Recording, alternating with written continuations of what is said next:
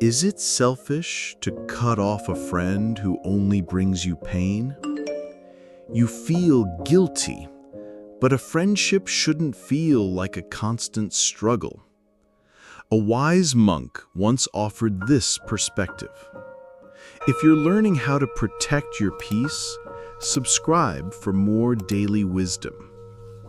He said, "You don't have to stay inside a burning house just to prove your loyalty. A true act of compassion is not to endure their toxicity, but to protect your own peace first." You can wish them well and hope they put out their fire from a safe distance.